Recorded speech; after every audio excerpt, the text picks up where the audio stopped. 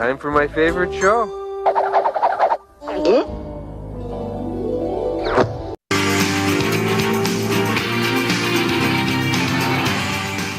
Well, hello, everyone. Happy Halloween. I'm Kennedy, along with Paul Morrow, Harold Ford Jr., Joey Jones, and Greg Gutfeld. It is 5 o'clock in New York City, and this is The Five.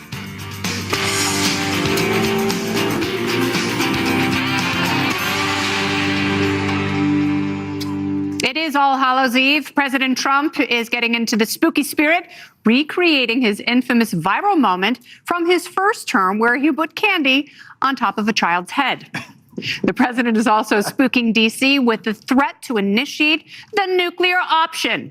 No, he's not nuking France yet. He wants to get rid of the filibuster as the shutdown drags into day 31. Here's 47 earlier. Happy Halloween and all of that. The Democrats just don't know what they're doing. I don't know what's wrong with them. They've never done a thing like this. They've become crazed lunatics. All they have to do is say, let's go, let's open up our country, and everything snaps back into shape. It's their fault. Everything is their fault. It's so easily solved. So tonight we have a big celebration of Halloween, and I'll see you later. But talk about a fright. Democrats just lost one of their favorite shutdown scare tactics. Federal judges have ordered the Trump administration to use emergency funds to keep food stamps running, which were set to expire tomorrow. This came amid reports of fuming SNAP recipients threatening to loot if food stamps were in fact cut.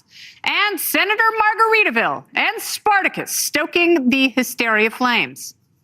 And Kamala has also been venting her frustration at the shutdown, dropping F-bombs over the Trump ballroom. Are you kidding me? This guy wants to create a ballroom for his rich friends while completely turning a blind eye to the fact that babies are going to starve when the SNAP benefits end in just hours from now? Come on. So what? I'm not going to be distracted by, oh, does the guy have a big hammer? Good one. I wish they would put some effort into the real fears instead of the imaginary ones. The imaginary fears are basically what we used to call luxury problems. So instead of going after the real fears that Trump understood because he spoke to people, crime, cost of living, public education is an actual fear. The imaginary fears of Democrats are the luxury beliefs that you can have time to indulge. Whether it is climate change, transphobic bathrooms. Is this bathroom okay for other people? Because you are well protected from the consequences of the problems you actually ignore. So you don't have to worry about crime because you have security. If you tabulated the opportunity costs of fabricated fears just on climate change alone, it's $1.3 trillion a year that was spent.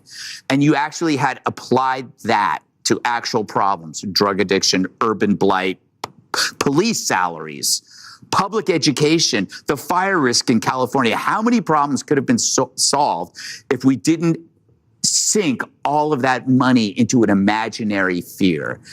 I guess what I'm saying is, in the future, fear the fear, because it's going to come again. They're going to have a new one.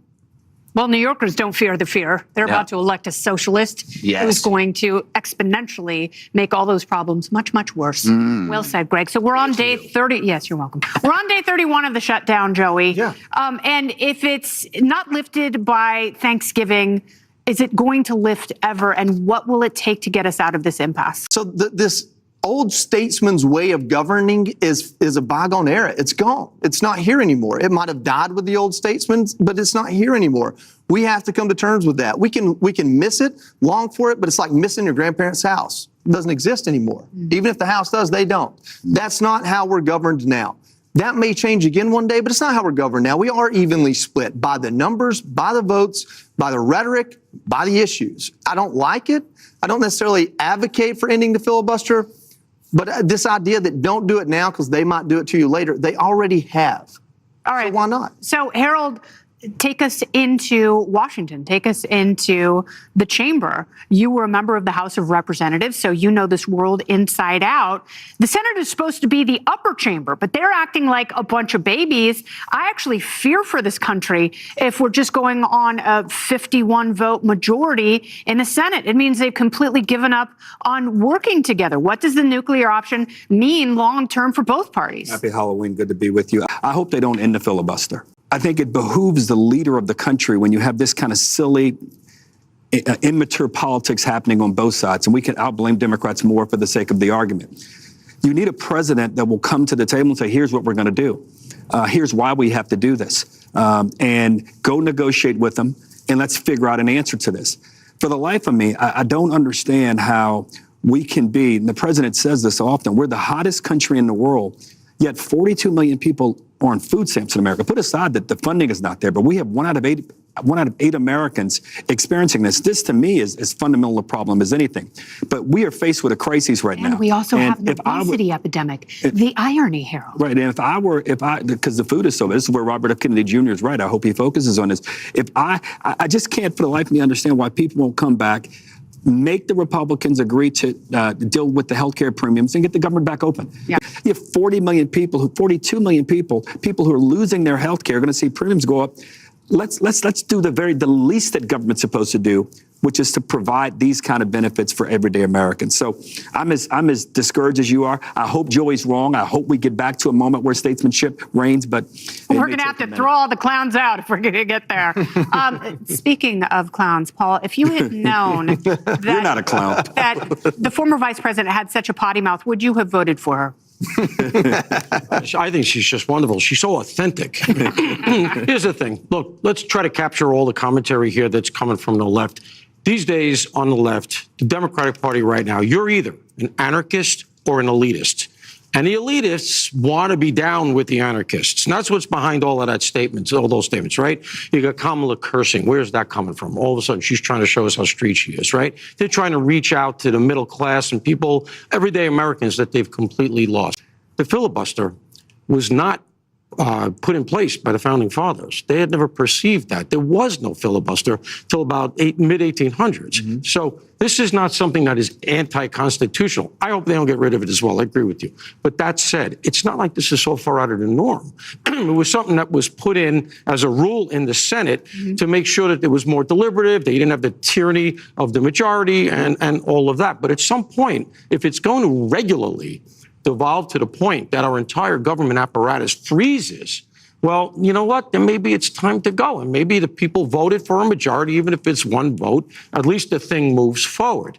But the bottom line from where I sit right now is you have a very simple way to do this. The continuing resolution, everybody gets to eat, and we cut the deal.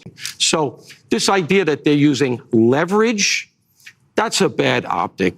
Pass a continuing resolution, get people fed, and then let's cut a deal. All right, here we go. A huge programming note. Jesse Waters has an exclusive interview with Erica Kirk this coming Wednesday, November 5th at 8 p.m. It is Erica's first sit-down interview since Charlie's assassination. All right, coming up next, some bad hombres are about to have a very bad Halloween. Stay with us. Is there a ghost in my house? My house?